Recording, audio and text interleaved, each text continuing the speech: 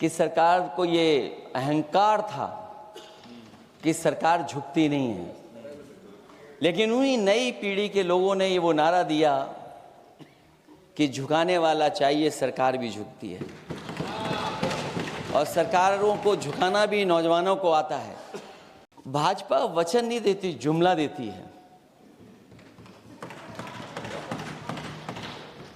तो मुझे उम्मीद है कि सभी युवा नौजवानों का जो मांग की है उन्होंने, उन सभी मांगों को सरकार स्वीकार करेगी। अपने साथी माननीय सदस्य गौरव गोगोई जी के से सहमत हूँ।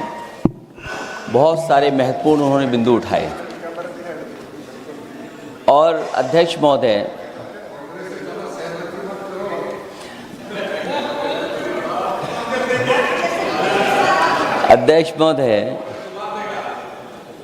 मुझसे ज़्यादा मेरे रिश्ते शायद हमारे विपक्ष के लोग ज़्यादा जान रहे हैं, और जितना विपक्ष के लोग नज़र रखेंगे मैं समझता हूँ उतना रिश्ते और मजबूत हो जाएंगे।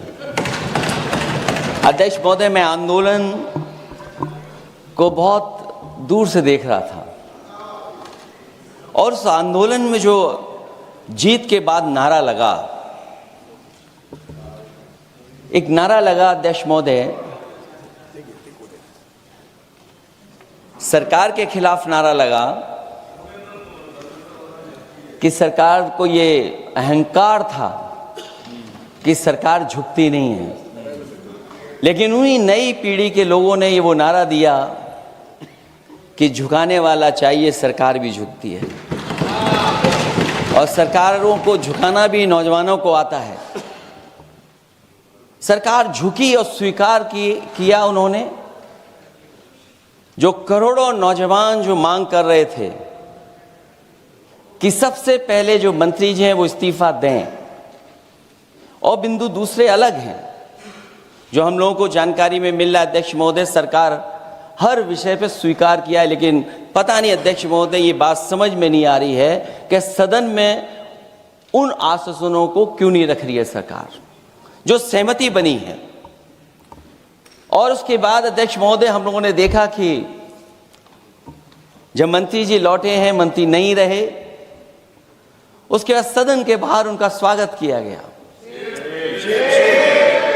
अध्यक्ष महोदय, जो स्वागत हुआ उसके लिए हमें कोई शिकायत नहीं है, लेकिन माननीय सदस्यों को कितनी बड़ी राहत मिली होगी, कितने बड़े संकट से बचाया उन्होंने।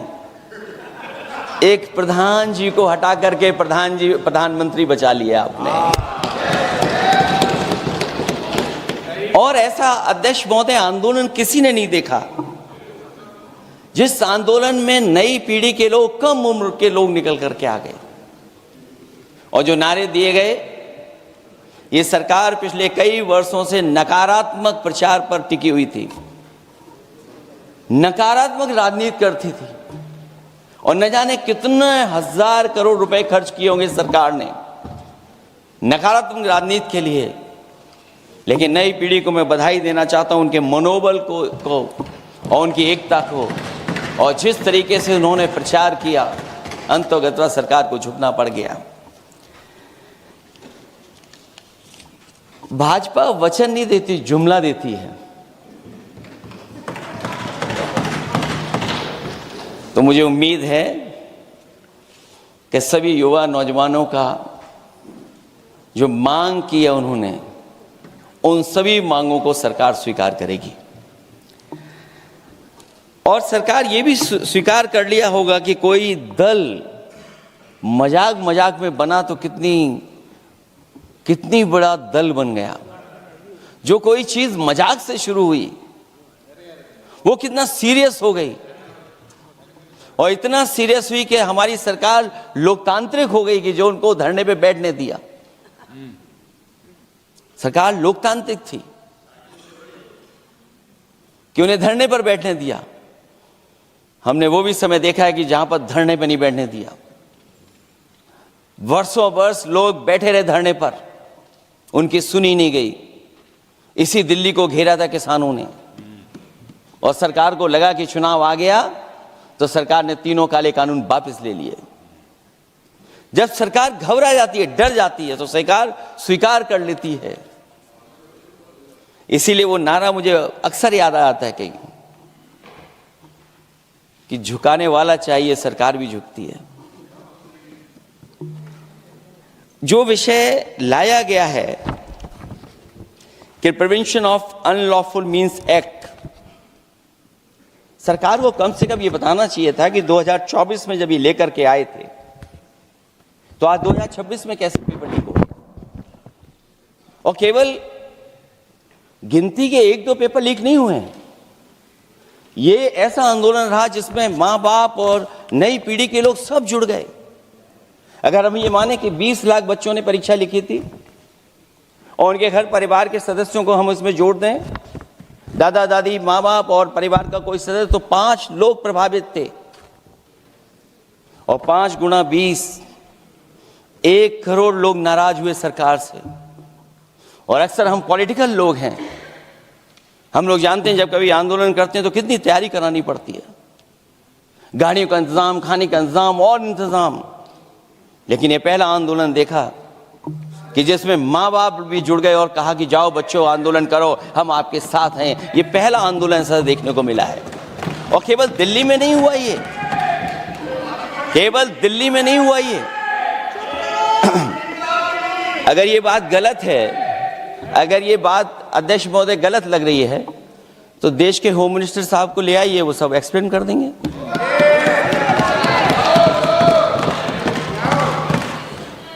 पहला आंदोलन जिसमें मां बाप ने साथ दिया, क्योंकि परीक्षा से कितना दुखी हैं लोग। ये जो परीक्षाएं लीक हुई हैं, कई महीनों पहले ये किताब बना दी थी। और अध्यक्ष महोदय, जो लोग चढ़ावा चोरी नहीं बचा पाए, वो पेपर लीक कैसे बचा पाएंगे? जो भगवान के दरबार से दान गायब हो गया, दान चला गया, वो लोग पेपर लीक बचाएंगे? किस कानून को, जो कानून पहले बनाया उसी कानून का संशोधन करके लेकर आए हैं? किसकी आंखों में आप धूल झोंक रहे हैं? और अगर कानून से बच रहा होता तो भाजपा की 10 साल की सरकार में 20 परीक्षाएं कैसे लीक हो गई? 20 परीक्षाएं लीक हुई अध्यक्ष महोदय, जिसमें कोर्ट तक जाना पड़ा, उसके बाद परीक्षा रद्द हुई है। दरोगा भर्ती का पेपर लीक हो गया, जूनियर इंजीनियरिंग के भर्ती का पेपर लीक हो गया, ग्राम विकास पंचायत अधिकारी का पर्चा लीक हो गया, नलकूप चालक भर्ती का, यूपी टीईटी का परीक्षा लीक हुआ। और एक बार नहीं हुआ, 3 बार पेपर लीक हुआ यूपी टेट का।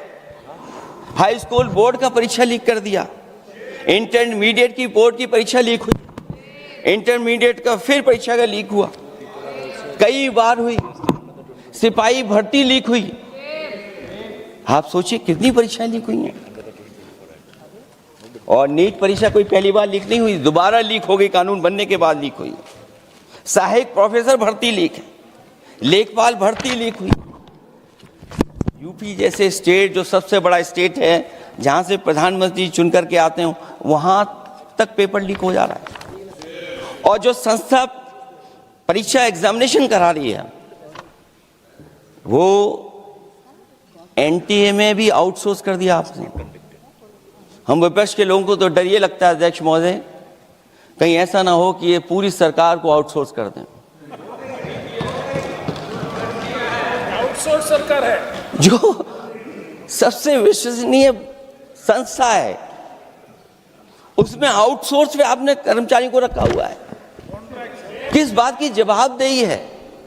यही अकाउंटेबिलिटी है आपकी? कहीं अकाउंटेबिलिटी ये तो नहीं है, आप अकाउंटेबिलिटी को ये कहीं समझ बैठे हों कि अकाउंट को भर दे वो एबिलिटी वाला ही हमें चाहिए। कहीं वो अकाउंटेबिलिटी तो नहीं है? आप बताइए, एनटीए को आउटसोर्स किया हुआ है आपने। जिस संस्था की जिम्मेदारी है महत्वपूर्ण परीक्षा कराने की, उसमें सब आउटसोर्स। और ये सच कहा कि कांग्रेस पार्टी के माननीय सदस्य ने मांग की है कि वो हम लोगों को पता होना चाहिए आखिरकार कौन लोग थे जो आउटसोर्स होकर के बैठ करके परीक्षा में इस तरह की घोटाला कर रहे थे। आखिरकार जवाबदेही क्या है, किसकी थी? और फिर केवल नीट की परीक्षा की बात करें और परीक्षाओं की बात करें, अगर हम अध्यक्ष महोदय जब से सरकार बनी है तब से सरकार की कोशिश रही है कि शिक्षा, परीक्षा और यूनिवर्सिटी का ताना बाना पूरा ध्वस्त हो जाए, उसको एक रंगी बना दें हम, उसमें अंडरग्राउंड अनरजिस्टर्ड लोग शामिल हो जाएं। ये पिछले जब से भारतीय जनता पार्टी की सरकार आई है तब से हो रहा है। और फिर शुरुआत कहां से होती है? क्योंकि आप नहीं चाहते कि देश के गरीब लोग पढ़ें लिखें आगे बढ़ें। सरकार ने सबसे पहले हमला किया प्राइमरी स्कूल पर, और प्राइमरी स्कूल कितने बंद किए हैं आपने? जहां से बच्चे की शिक्षा की यात्रा शुरू होती है। एक गरीब परिवार का बेटा, बच्चे कहां से पढ़ करके निकलते हैं? सबसे पहले प्राथमिक शिक्षा सरकारी स्कूलों से पढ़ करके निकलते हैं। हमारे बहुत सारे माननीय सदस्य होंगे, वो उन्हीं प्राथमिक विद्यालयों से पढ़ करके आज इस सदन तक पहुंचे होंगे। आपने सबसे पहले स्कूलों पे हमला किया, और प्राइमरी से लेकर के नौकरी तक पे आपने हमला किया है। युवाओं के भविष्य पर आपने चोट पहुंचाने का काम किया है। और जो प्राइमरी स्कूल जो आपने बंद किए हैं, वो इसीलिए बंद किए हैं आपने कि पिछड़े, दलित और गरीब के वर्ग के परिवारों के बच्चे पढ़ लिख न जाएं। क्योंकि आज भी अगर हम देखते हैं प्राइमरी स्कूल में कौन पढ़ने जा रहा है? सबसे समाज के गरीब परिवार के बच्चे पढ़ करने जा रहे हैं। सबसे पहला हमला आपने वही किया, और इसीलिए किया क्योंकि नींव पर ही अगर हमला होगा तो ये आगे नहीं बढ़ पाएंगे। जो आंकड़े सरकार के बताए गए हैं, 1 लाख से ज्यादा सरकारी प्राइमरी स्कूल बंद कर दिए सरकार ने। और अगर ये बात गलत है तो हमें उम्मीद है सरकार इस पर भी जवाब देगी। और अगर हम आंकड़े निकालें तो जो आंकड़े दिखाई दे रहे हैं, यूपी में सबसे ज्यादा प्राइमरी स्कूल बंद हुए हैं। और ये सरकार के आंकड़े हैं कि 7 लाख से ऊपर विद्यालय थे जो अब 6 लाख रह गए हैं। और यूपी में तो सबसे ज्यादा बंद हुए हैं। उत्तर प्रदेश में 26,386 सरकारी प्राइमरी स्कूल बंद कर दिए सरकार ने। और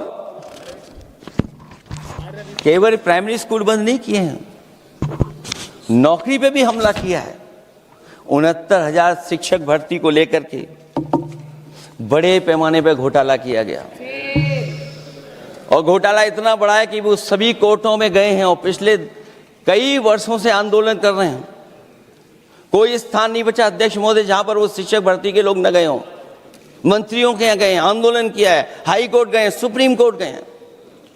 लेकिन देखिए सरकार भी कमाल की है कि सरकार उनको नौकरी नहीं देना चाहती। और इसलिए नौकरी नहीं देना चाहती है क्योंकि उन्होंने भर्ती गलत की है, और भर्ती में जिन लोगों का अधिकार छीना है वो सबसे ज्यादा पिछड़े और दलित परिवार के बेटे, जिनका अधिकार इस सरकार ने छीना है।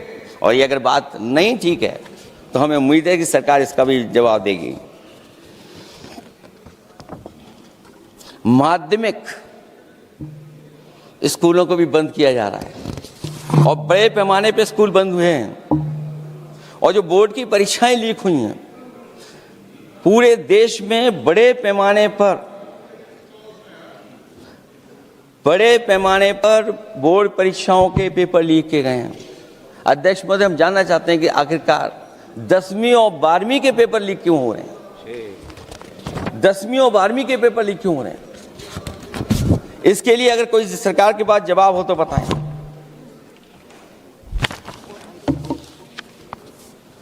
और जो बच्चियों ने जान दी है नीट की परीक्षा में, जब परीक्षा का पेपर लीक हो गया है, अध्यक्ष महोदय, मैं अपनी तरफ से, पार्टी की तरफ से और सभी की तरफ से उन्हें श्रद्धांजलि देता हूं। और हमें उम्मीद है कि सरकार उन बच्चों की मांग मानेगी जिन बच्चों ने ये शर्त रखी है कि उनके परिवार के लोगों को 1 करोड़ मुआवजा दिया जाए।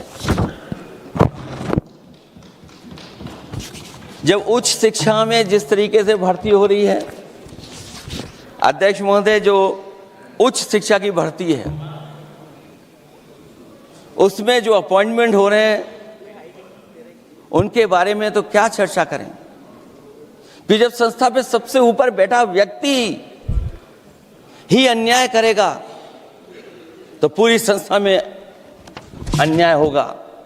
जब से ये सरकार आई है, जो बड़ी बड़ी संस्थाएं हैं उन सब संस्थाओं में एक रंगी लोगों को बैठा करके उन संस्थाओं को ध्वस्त करने का काम कर रहे हैं।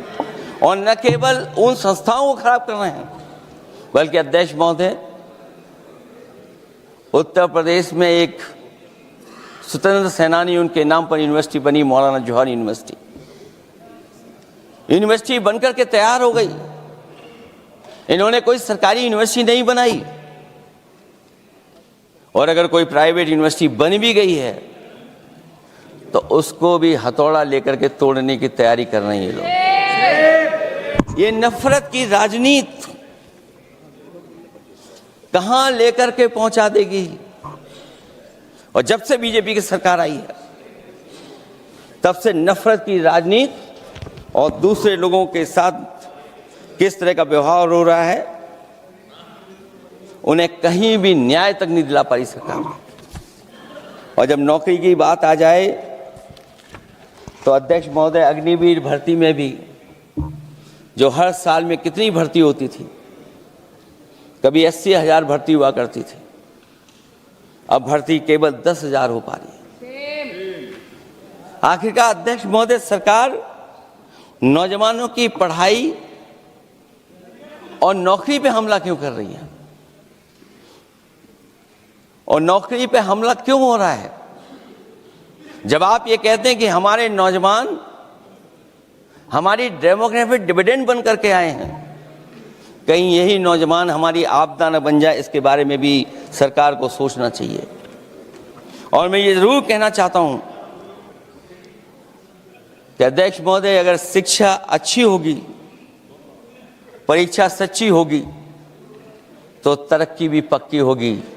और ये तरक्की नहीं चाहते हैं, इसीलिए शिक्षा पर और परीक्षा पर हमला कर रहे हैं। मैं इन्हीं शब्दों के साथ अध्यक्ष महोदय आपका धन्यवाद देता हूं। और जो बिल लेकर के आए हैं आप, बिल तो 24 में भी लेकर के आए थे आप, जो 24 में बिल लेकर के आए थे, उसके बाद नीट परीक्षा का पेपर लीक क्यों हो गया, ये आप बता देना मंत्री जी। आपको एक कानून बनाने के बाद दूसरा कानून बनाना पड़ रहा है, ये क्या वजह है? और आपको मंत्री जी का स्वागत इसलिए करना पड़ रहा है कि आपको संकट से बचा लिया। और अगर अखिलेश जी तो समाजवादी है। मैं पूछना चाहता हूं कि छात्रों का आंदोलन के बाद सरकार उनका बात सुन के पार्लियामेंट में बिल लेके आता है, ये अच्छा है? या जो आंदोलन होता है तो उसको कुचलने के लिए देश में इमरजेंसी लगा देता है, वो अच्छा? आप बता दीजिए।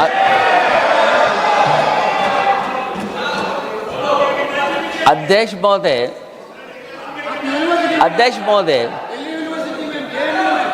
महोदय, मैं इमरजेंसी को तो नहीं देखा हूं, लेकिन इमरजेंसी में क्या क्या हुआ है वो अभी दिल्ली की राजधानी में भी देखने को मिल गया है। आंसू के गैस के गोले और लकड़ी में लगा हुआ कुछ कील का और कांटे की चीजें, उस समय करंट नहीं लगाया जाता था, इस बार करंट लगाया गया। तो ये इमरजेंसी के बराबर ही हुआ है हमला, कम नहीं है। इमरजेंसी से कम अन्याय नहीं कर रहे हैं आप लोग। और याद करिए अध्यक्ष महोदय, अगर इमरजेंसी इन्हें याद आ गई है, अगर इमरजेंसी अध्यक्ष महोदय ने याद आ गई है, तो इमरजेंसी के बाद भी परिवर्तन हुआ था और हमें भरोसा है कि इसके बाद भी परिवर्तन होगा। और अध्यक्ष महोदय, मैं आखिरी में कहना चाहता हूं, कानून से नहीं, नियत साफ होगी तब नीट का परीक्षा साफ होगी। सवाल कानून का नहीं है, आपकी नियत साफ नहीं है। और जिस समय आपकी नीयत साफ होगी तो परीक्षा भी साफ हो जाएगी। और हमारे साथी जो कुछ और बातें उठा रहे हैं, आज मौका नहीं है, आज मौका नहीं है, लेकिन आपको भगवान भी माफ नहीं करेंगे, क्योंकि आप चढ़ावा चोरी में शामिल हुए हैं। और चढ़ावा ही नहीं, जो गुप्त दान था वो भी चोरी हुआ है, गुप्त दान। और ये पाप की श्रेणी में नहीं आता है, महापाप की श्रेणी में आता है। Akhilesh ji bill pay. और अध्यक्ष महोदय, आखिरी में मैं इतना ही कहना चाहता हूं, शिक्षा की रक्षा के लिए जो आंदोलन हुआ है वो हमेशा आंदोलन जीतेंगे। बहुत बहुत धन्यवाद, बहुत बहुत आभार प्रकट करता हूं आपका।